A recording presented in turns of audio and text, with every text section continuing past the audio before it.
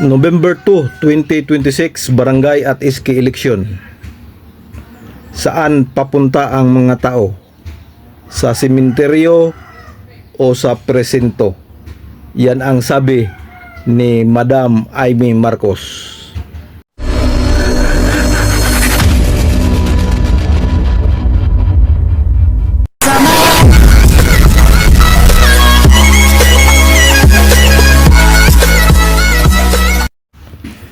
Hello, isang mapagpalang araw ng Miyerkules sa ating lahat mga kapobre. Welcome back po muli sa ating munting channel, Cap June Official. Panibagong araw, panibagong biyaya, panibagong pag-asa, panibagong lakas, and of course, panibagong vlog na naman tayo mga kapobre. So for today's vlog, barangay and SK election update tayo mga kapobre. So may nakita tayong isang latest na interview sa nagsusulong sa panukalang batas na 2067. Walang iba kundi si Senadora Amy Marcos. Nagbigay siya ng pronouncement patungkol sa barangay at SK election. So panoorin natin to mga kapobre, at pagkatapos magbigay tayo ng kunting reaksyon. Here we go. Exciting to mga kapobre. Let's go.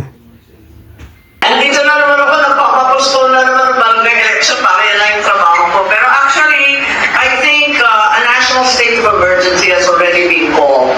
So that started in March.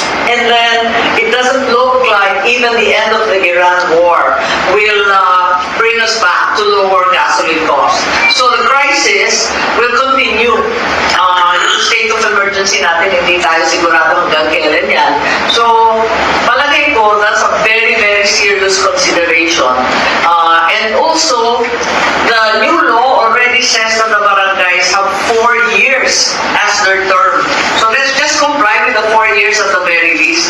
At bigyan natin ng konting tulong ng mga tao.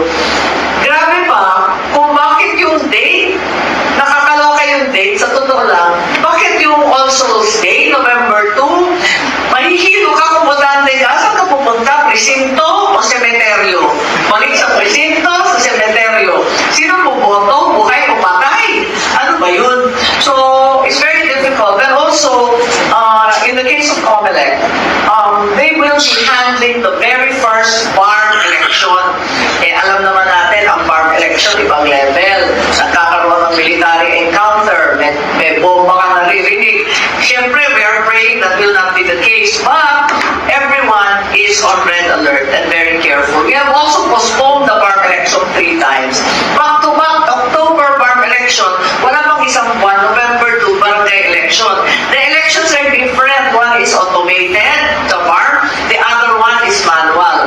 Ang gulo sobra. Tapos 1,000 yung sa barangay election. Diba? How many hundreds, thousand yung mga kandidato dyan. Ang dami-dami. Pag-imprenta ka lang ng balota, mahihilo ka. So, I'm suggesting that rather than deprive and disenfranchise a large number of Filipino voters because of the cost, the inconvenience, and the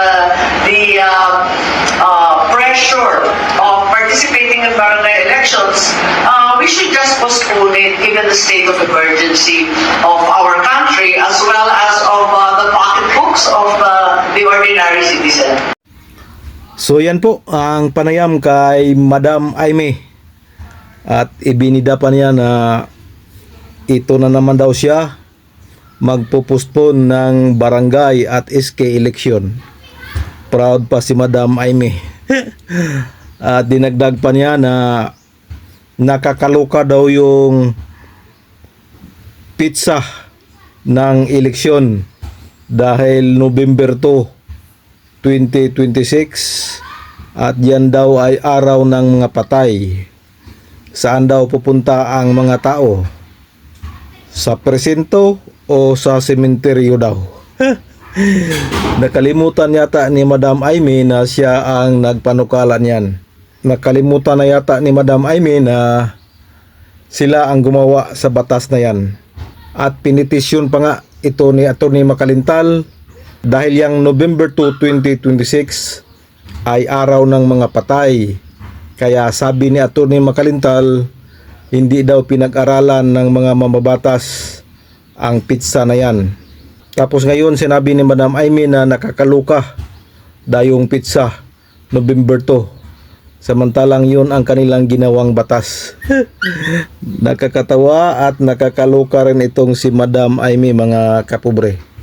Dagdag pa ni Madam Amy ay kailangan daw i-postpone ang November 2, 2026 barangay at SK election dahil may BARM election daw. Kailangan daw pagtuunan ng pansin ang BARM election dahil ito daw ay kauna-unahang BARM election. So, kailangan daw i-postpone ang November 2, 2026. Hindi na natin maintindihan itong si Madam Amy.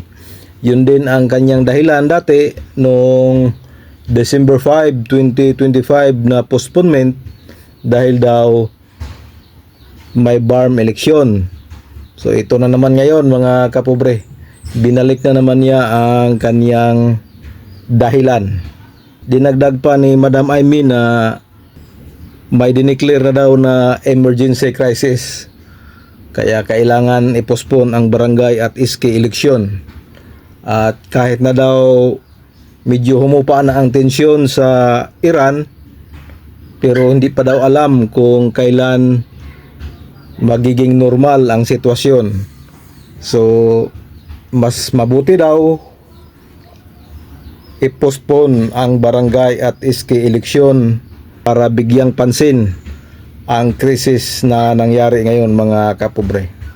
Medyo nakakalito lang, mga kapobre, dahil yung batas na sila mismo ang gumawa ngayon ay parang hindi nila alam. Lalo na itong November 2, 2026 na pizza sa halalan sa barangay at SK. Sila ang gumawa niyan, pero ngayon parang naluluka daw si Madam Amy dahil araw ng mga patay daw yon, kaya di alam ng mga tao kung saan papunta, sa presinto para bumoto o sa sementeryo. Naku po, Madam Amy, hindi ka na rin namin maintindihan. Gayon pa man, wala tayong magagawa kundi antayin kung ano ang kalalabasan ng panukalang batas na yan, kung ito man ay mapostpone or kung ito ay matuloy sa November 2, 2026. This is your Cap John Official. Please subscribe, like and share. Please support. Bye bye and God bless.